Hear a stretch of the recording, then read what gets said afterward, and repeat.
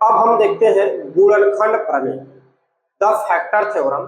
तो सबसे पहले हम समझते हैं गुणनखंड क्या है। तो गुणनखंड क्या होता है, ऐसा आप समझिए जैसे कि मैं बात करूं 10 का गुणनखंड। तो 10 का गुणनखंड क्या क्या होगा, आप जब बोलेंगे तो बोल सकते हैं कि 1 होगा, 2 होगा, 5 होगा, ठीक है।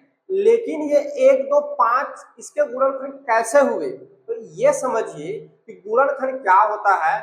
जब उस संख्या को मतलब बोलने चाहिए जब भाजक को उसका जो गुणनखंड है उससे जब भाग देंगे, जैसे कि 10 को हम जब 1 2 और 5 से भाग देंगे तो पूरा पूरा भाग चला जाएगा, 1 से भी, 2 से भी, 5 से भी।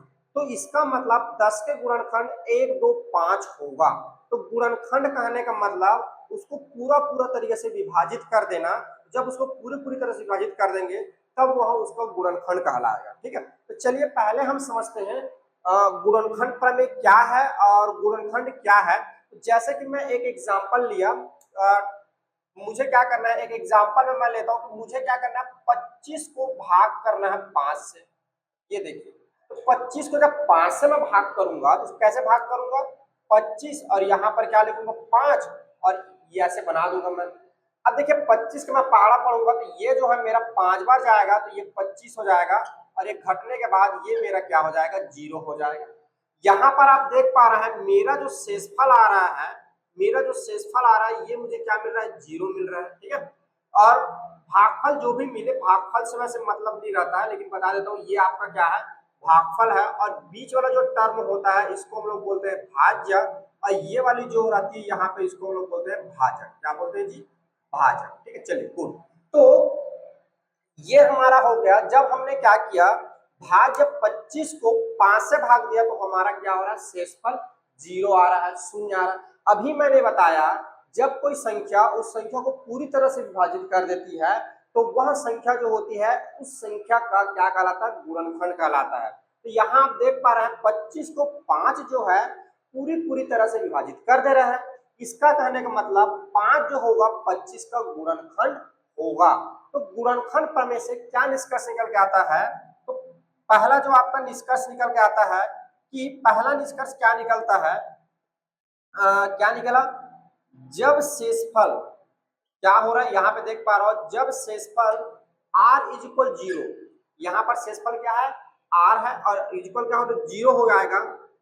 तब क्या होगा, तब क्या होगा, भाजक, ठीक है, भाजक, या इसी को आगे चल के आप क्या करोगे, gx भी लिखोगे, ठीक है ना। भाजक, भाज्य, ठीक है, भाज्य px, px का एक गुणनखंड होता है, का क्या होता है, का एक गुणनखंड होता है या गुणनखंड है, ठीक है।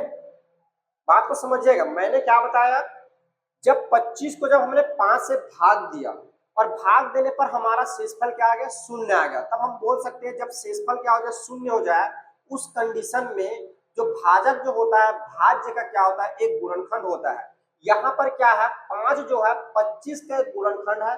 क्यों, क्योंकि शेषफल क्या हो जा रहा है, 0 हो जा रहा है। तो कभी भी जब आप भाग देंगे भाजक से भाज्य को, अगर शेषफल 0 आ जाए तो आप बोलेंगे कि वह क्या है, ये जो आपका भाजक है भाज्य का गुणनखंड होगा। उसी बात को मैंने यहाँ पर लिखा हुआ है, ठीक है। ये तो रही सीधी बात। इसको हम एक और तरीके से समझ सकते हैं, दूसरे तरीके से देखिए, इसको उल्टा हम क्या बोल सकते हैं, जब इसको उल्टा लिख सकते हैं, जब भाजक gx, ठीक है, gx भाज्य, ठीक है, थोड़ा सा मैं अच्छे से लिख देता हूँ, भाज्य px का एक गुणनखंड हो, क्या हो, गुणनखंड हो, तब क्या होगा, तब आपका जो शेषफल जो होगा, रिमाइंडर जो होगा, ये आपको ऑलवेज और हमेशा क्या मिलेगा, 0 मिलेगा। मैंने क्या बोला, दूसरा देखिए, इसी को उलट के बोल दिया, जब हमारा क्या हो, भाजक जो हो भाज्य का गुणनखंड हो, पहले से दे दिया है कि गुणनखंड है, तो गुणनखंड होगा तब क्या हो जाएगा, शेषफल 0 हो जाएगा। पहले कंडीशन में बोला शेषफल 0 है तो गुणनखंड है, दूसरा कंडीशन बोलता है गुणनखंड है तो शेषफल 0 होगा। ये गुणनखंड प्रमेय का सीधी बात है और ये उसका क्या है, उल्टा बात है, ठीक है। अब इन्हीं दोनों से, इन्हीं दोनों निष्कर्ष से, इन्हीं दोनों कंक्लूजन से आपका क्या बनाया गया, प्रमेय बनाया गया है। तो चलिए वो प्रमेय देखते हैं और प्रमेय को फिर सिद्ध भी करते हैं। ठीक है, देखिए पहला जो प्रमेय होगा इसको हम लोग, चूंकि सुधा है तो इसको हम लोग बोलते हैं गुणनखंड प्रमेय। ऊपर मैंने एक बार हेडिंग में लिख दिया है, परंतु यहाँ पर एक बार और मैं लिख देता हूँ आप लोगों के लिए। गुणनखंड प्रमेय, गुणनखंड प्रमेय क्या बोलता है, जब किसी बहुपद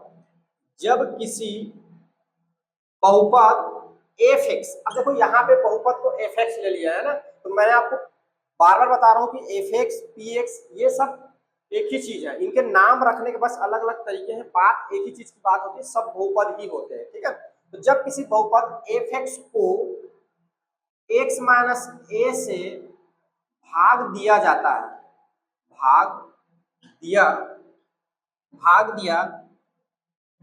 जाता है, तब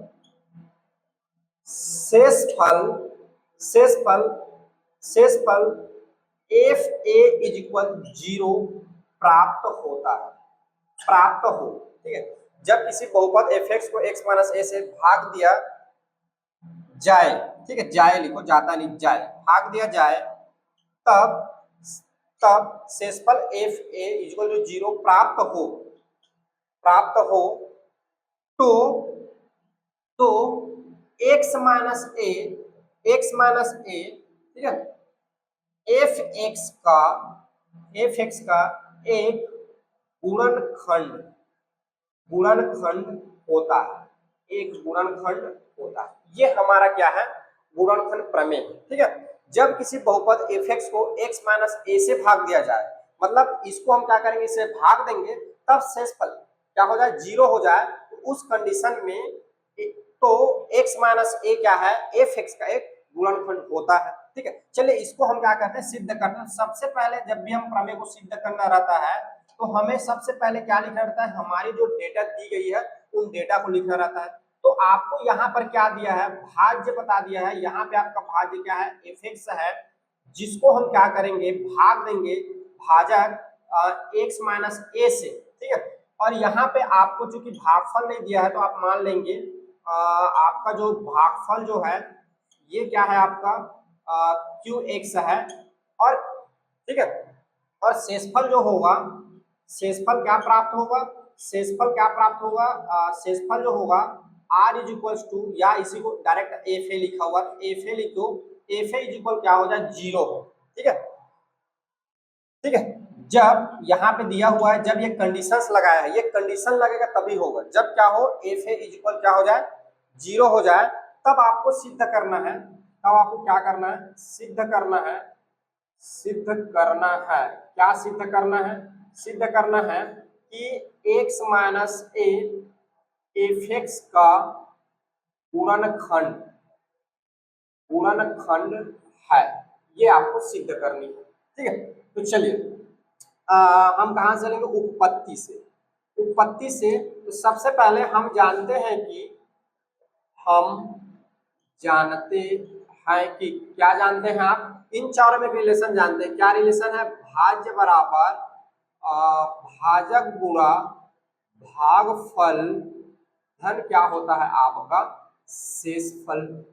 ठीक है, ये देखिए, तो यहां से आपका भाज्य जो है ये है आपका एफ एक्स, और आपका जो है क्या है, भाजक क्या है, एक्स माइनस ए, और आपका भाजक जो है, फिर से लिखता हूं मैं, एक्स माइनस ए है, और भागफल क्या है, क्यू एक्स है, और धन शेषफल क्या है आपका, एफ ए है। ठीक है, शेषफल क्या है आपका, एफ ए है। या देखो, या इसको एक और आप तरीके से लिख सकते हैं, इसको अगर हम और आपकी बुक में जाए, ये शॉर्टकट हो जाएगा। ठीक है, थोड़ा सा इसको अलग तरीके से लिख सकते हैं। देखो एफ एक्स हो गया, ये हमारा क्या होता है, जी एक्स हो जाएगा, और ये अपन का क्यू एक्स और प्लस का आर। तो देखिए आगे ये आपका हो जाएगा एफ एक्स, जी एक्स की जगह आप वैल्यू पुट कर सकते हैं एक्स माइनस ए, और ये हो जाएगा क्यू एक्स और धन आर हो जाएगा। अब यहाँ पे आप जो है शेषफल प्रमेय से, ठीक है, शेषफल प्रमेय से, ये देखिए शेषफल प्रमेय से ये r इज इक्वल जो होगा एफ ए होगा, y क्यों होगा, ऐसा क्यों होगा, शेषफल प्रमेय से r is equal to f a होगा, y क्यों होगा,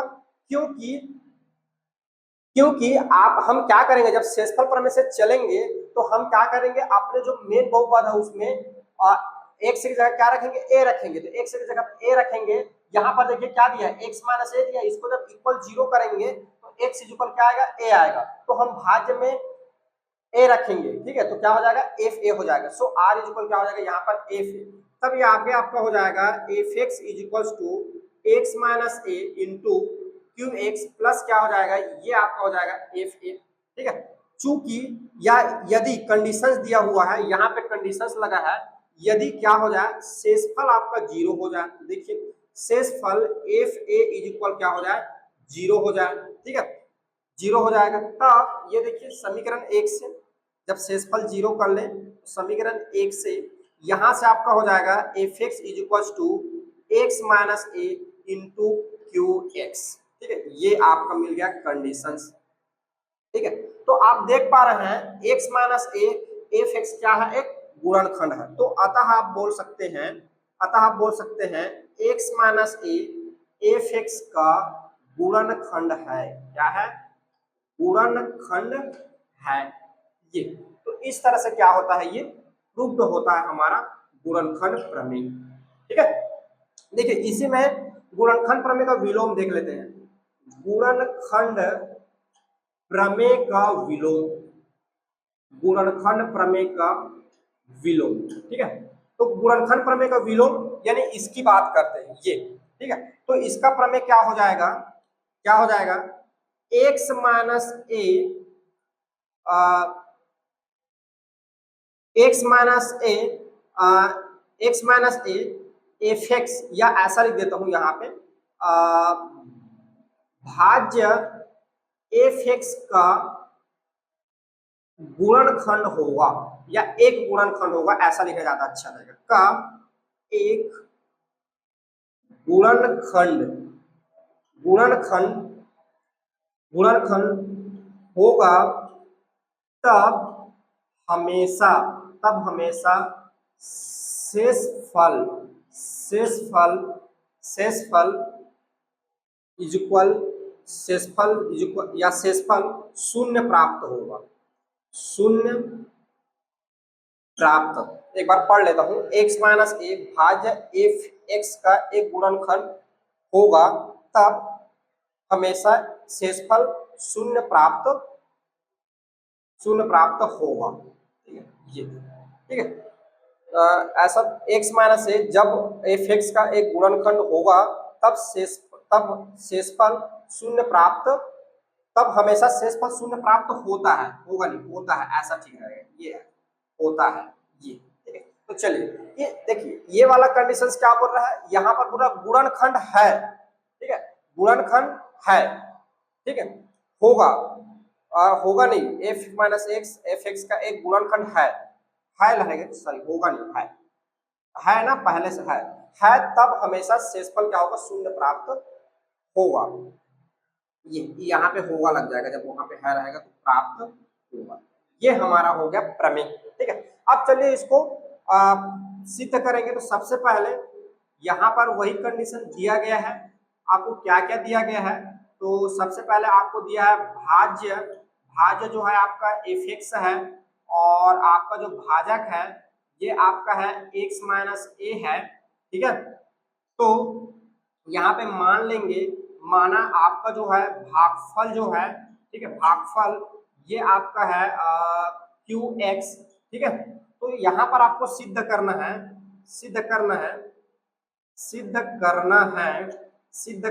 क्या सिद्ध करना है कि जो शेषफल जो होगा f A is equal to, ये आपको क्या मिलना चाहिए, 0 मिलना चाहिए, एफ ए इक्वल क्या मिलना चाहिए, 0 मिलना चाहिए, ठीक है। तो चलिए उत्पत्ति से चलेंगे।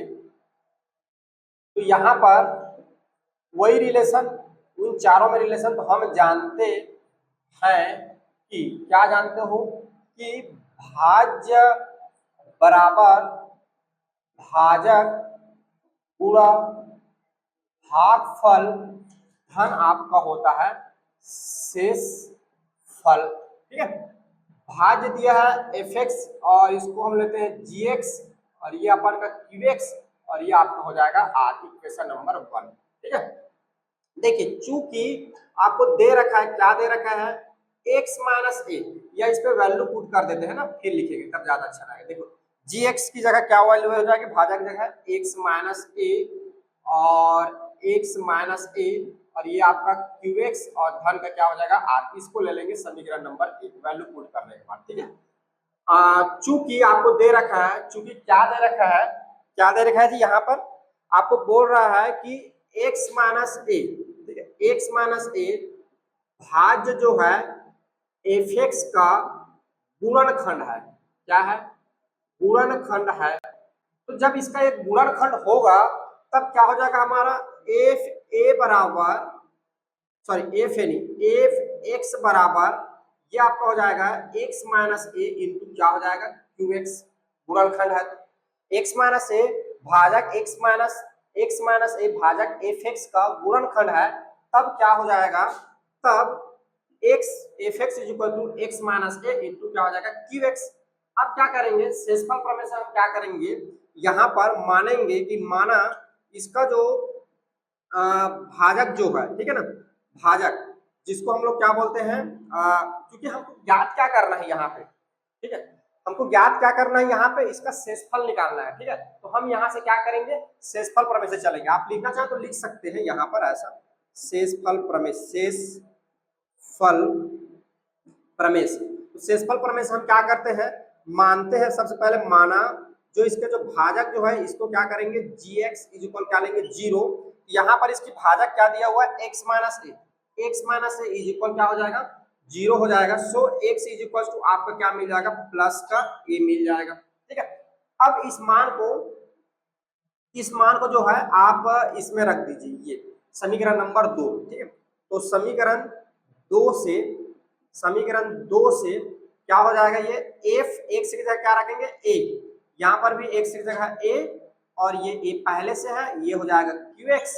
तो एफ ए बराबर ये आपका हो जाएगा 0 इंटू क्यू एक्स, तो 0 के साथ किसी का भी मल्टीप्लाई हो ये क्या हो जाएगा 0। ठीक है, तो अतः यहाँ पर आप देख पा रहे हैं हमारा जो शेषफल जो है, ठीक है, हमारा जो है शेषफल जो है f A is equal to, ये आपको क्या प्राप्त हो रहा है, 0 प्राप्त हो रहा है, एफ ए इज इक्वल 0 प्राप्त हो रहा है। और यही आपको क्या करना था, प्रूव करना था, आपको जो है शेषफल को क्या दिखाना था, 0 दिखाना था। देख लीजिए शेषफल 0 दिखाना था, तो इस तरह से सिद्ध होता है। अतः हम कह सकते हैं, अतः अतः अतः x माइनस ए, ठीक है, भाज्य एफ एक्स का गुणनखंड, है, ठीक है, तब तब शेषफल इक्वल 0 प्राप्त होगा। ठीक है, x माइनस ए क्या होगा, एफ एक्स का गुणनखंड है, तब क्या होगा, शेषफल 0 प्राप्त होगा हमेशा। ठीक है, तो इस तरह से ये गुणनखंड प्रमेय है, और ये जो है आपका गुणनखंड प्रमेय का विलोम है, ये हमारा स्टेटमेंट है, और ऐसे हम क्या करेंगे, उसको प्रूव करेंगे। ठीक है, देखिए अब हम एक नोट याद रखेंगे। आप क्या नोट याद रखेंगे, पहला नोट, जब किसी बहुपद का दो गुणनखंड, ठीक है, दो गुणनखंड एक्स माइनस ए और एक्स माइनस बी हो, एक्स माइनस ए और एक्स माइनस बी हो, तब बहुपद जो होगा F x is equals to x minus a into x minus b into Q x होगा। ठीक है, क्यू एक्स होगा। दूसरा, जब किसी बहुपद का 3 गुणनखंड, ठीक है, 3 गुणनखंड कौन कौन सा, X minus A, X minus B, X minus C हो, तब उसका जो बहुपद जो होगा F x is equal to x minus A, X minus B, X minus C into Q X प्राप्त होगा या आप लिख सकते हो होगा ये। तो गुणनखंड ये रहेगा तो आपका जो बहुपद जो रहेगा इस टाइप का रहेगा। जब 3 गुणनखंड मिलेंगे तो बहुपद आपका जो बहुपद जो रहेगा इस टाइप का दिखेगा, और जब 2 गुणनखंड रहेंगे तो आपका बहुपद जो है उसकी जो आकार है इस तरह से आपको देखने को मिलेगा। ठीक है, अब जो है इसी में हम आपके उदाहरण के प्रश्न देख लेते हैं, जिसमें देखते हैं आपका उदाहरण नंबर 13। ये बोल रहा है क्या x माइनस 2 बहुपद p x is equals to x की घात 3 माइनस 3x की घात 2 धन 4x का धन 4x माइनस ऋण का एक गुणनखंड है। पूछ रहा है क्या ये इसका गुणनखंड है। तो अभी आपने देखा कि अगर कोई भाजक जो है भाज्य का गुणनखंड है, इसका कहने का मतलब उसका शेषफल जब निकालेंगे तो क्या आएगा, वो 0 आएगा। तो हम क्या करेंगे, इसका शेषफल निकालेंगे और देखेंगे अगर शेषफल 0 आ रहा है यानी क्या है, गुणनखंड है। ठीक है, आपका उदाहरण नंबर जो है 13 का प्रश्न, जहां आपको दिया गया है, क्या दिया गया है, भाजक जो है या सॉरी भाज्य जो है पी एक्स, ये आपको दिया हुआ है एक्स की घात 3 माइनस 3x की घात 2 धन 4x ऋण 4, और आपका जो भाजक है जी एक्स ये आपको दिया गया है x माइनस 2, और आपको चेक करना है कि इसका एक गुणनखंड x माइनस 2 है कि नहीं। ठीक है, तो इसको क्या करेंगे, हम सीधा हम चलेंगे शेषफल प्रमेय से, क्योंकि हमें जो है शेषफल ज्ञात करना है। शेषफल जो आएगा उसी हिसाब से हम बोल सकते हैं कि ये गुणनखंड है कि नहीं। तो देखिए शेषफल प्रमेय से हम हमेशा क्या करते हैं, हम मानते हैं और हमारा जो भाजक जो है x माइनस यहाँ पे दिया 2, इसको क्या करेंगे 0 लेंगे, तो x इज इक्वल आपको क्या मिल जाएगा, 2 मिलेगा। अब इस x के मान को x का मान जो है उसको px में या आप बोल सकते हैं भाज्य में रखने पर रख दीजिए, तो px की जगह क्या आ जाएगा 2, तो जहां जहां x है वहां पे 2 रखिए, 2 की घात 2 3 2 सॉरी 2 की घात 2 नहीं है 3 है ये ना, 2 की घात 3 3 की घात 2 धन 4 2 ऋण का 4। आगे देखिए 2 की घात 3, तो 2 का 2 बार मल्टीप्लाई करेंगे 4, और 4 का फिर करेंगे 2 बार, तो 4 दूनी कितना हो जाएगा 8 माइनस ये आपका हो जाएगा 3 और ये हो जाएगा आपका 4, और 4 दूनी 8 ऋण का 4। आगे देखिए तो ये 8 ऋण ये हो जाएगा 12 धन 8 ऋण का 4, धन धन पे 8 8 16 और ऋण ऋण जुड़ेगा ऋण का 16। सो P2 बराबर आपका क्या हो जाएगा, 16 ऋण 16 क्या हो जाएगा, 0 हो जाएगा। ठीक है, तो आपका जो है शेषफल जो है यहाँ पे क्या आ रहा है, 0 आ रहा है। अतः आप बोल सकते हैं क्या बोल सकते हैं कि Gx जो है Px का एक गुणनखंड है। क्या है, गुणनखंड है ये। आप इस तरह से, ठीक है, अगर आपसे पूछे कि गुणनखंड है कि नहीं आप बताइए, तो सीधा शेषफल निकालिए। शेषफल निकालेंगे, अगर 0 आ गया यानी गुणनखंड है, 0 नहीं आया यानी गुणनखंड नहीं है। और कौन से प्रमेय का उपयोग करके आप शेषफल निकालेंगे, शेषफल प्रमेय का यूज करके। ठीक है, चलिए अगला क्वेश्चन देखते हैं, उदाहरण नंबर 14। क्या x माइनस ए बहुपद px x की घात 3 ऋण x की घात 2 धन 5x ऋण 5a का गुणनखंड है। फिर इसमें चेक करना, माने यही क्वेश्चन था। चलिए इसी टाइप का क्वेश्चन था, उदाहरण नंबर है आपका 14, इसको भी देख लेते हैं। जहां आपको जो है, जहां आपको भाज्य is equal px is equal आपको दिया हुआ है x की घात 3 माइनस ax स्क्वायर धन 5x और ऋण जो है 5a। ठीक है, और आपका जो भाजक है gx ये आपको दे रखा है x माइनस ए। ठीक है, और आपको बताना है कि ये इसका गुणनखंड है कि नहीं। तो क्या करेंगे, आप शेषफल निकालेंगे सीधा, तो आप चलेंगे शेषफल प्रमेय से। ठीक है, तो शेषफल प्रमेय से आपका क्या करेंगे, आप पहले मानेंगे कि भाजक जो है gx इसको क्या करेंगे इक्वल 0 लेंगे, तो x माइनस ए इक्वल क्या हो गया 0, सो x इज इक्वल क्या मिल गया आपको धन का a। इस x के मान को आप क्या करेंगे, आप भाज्य में रखेंगे। ठीक है, तो x का मान इसमें रखेंगे px में रखने पर ये। ठीक है, तो वैल्यू पुट कर दीजिए। तो p जहां जहां पे x है वहां पे a, तो ये आ जाएगा a is equals to a की घात 3, यहाँ रखिए तो a की घात 2 धन 5, ये आ जाएगा a और ऋण ये हो जाएगा आपका a। देखिए a की घात 3 ये हो जाएगा a की घात 3 ऋण a का मल्टीप्लाई होगा a की घात 2 पहले से है, a की घात ये एक वाला है, दोनों का इसका मल्टीप्लाई होगा a की घात 2, जब a के साथ होगा तो a की घात 3 और धन ये आपका 5a और ऋण ये आपका क्या हो जाएगा 5a। देख पा रहे हो ये माइनस प्लस वजह से कैंसल आउट और ये माइनस प्लस वजह से cancel out. So pa is equals to ये आपका आ जाएगा 0, यानी यहाँ पर जो आपका जो शेषफल जो आएगा, शेषफल ठीक है क्या आ रहा है, pa इज इक्वल टू 0 शून्य प्राप्त हो रहा है। जब शेषफल शून्य होता है तब आपको पता है जो भाजक जो होता है भाज्य का गुणनखंड होता है। यहाँ पे भाजक क्या है gx है और भाज्य क्या है px है का एक गुणनखंड है, गुणनखंड है। ये आप इस तरह से जांच कर सकते हैं गुणनखंड होगा कि नहीं होगा, कि है कि नहीं। ठीक है, देखिए उदाहरण नंबर 15, इसमें आपको पहले से बोल देगा कि गुणनखंड है।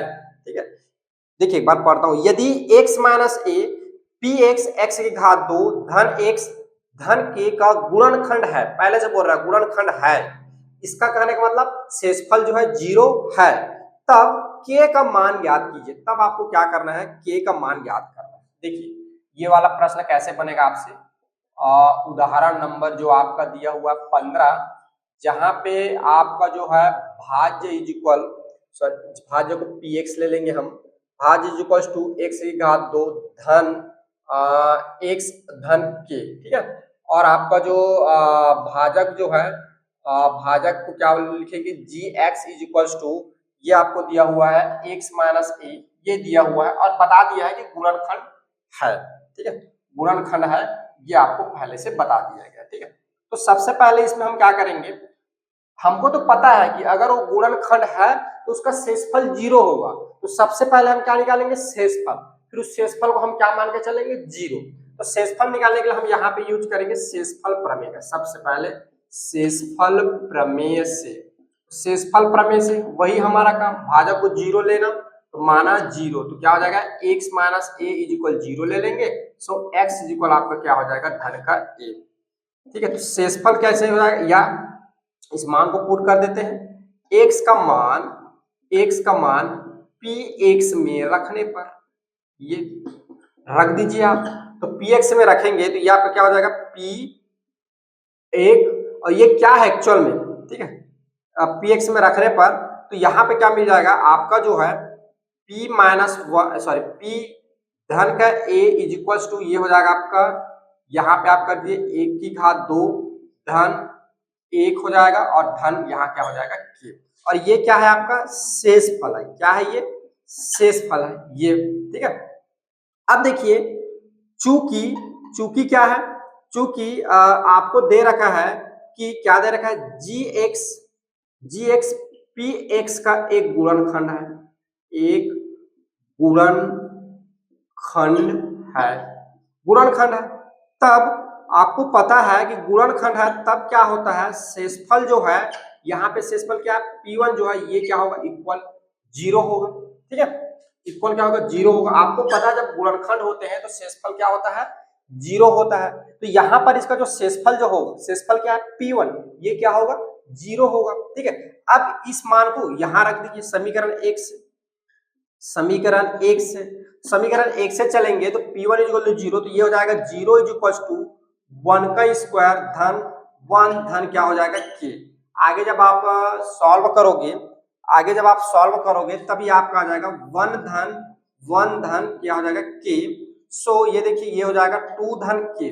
अब देखिए 2 जब इधर ट्रांसफर होगा तो ये हो जाएगा माइनस, सो आप बोल सकते हैं k इज इक्वल टू क्या आएगा ऋण का 2 आएगा। ये आपका हो गया आंसर। तो इस प्रकार अगर आपको पहले से बोल दिया है गुणनखंड है तो k का मान ज्ञात कीजिए, तो सबसे पहले आप क्या करेंगे शेषफल प्रमेय लगा के इसका शेषफल निकाल लेंगे। अब आपको पता है कि यह इसका एक गुणनखंड है तो उसका जो शेषफल होगा वो क्या होगा 0 होगा, तो शेषफल को 0 कर देंगे, 0 करने के बाद आप क्या कर सकते हैं k का मान आप निकाल सकते हैं। तो इस तरह से क्या मिलेगा आपको k का मान मिलेगा। ठीक है, तो चलिए नोट डाउन करिए आप लोग, फिर नेक्स्ट आगे हम देखते हैं।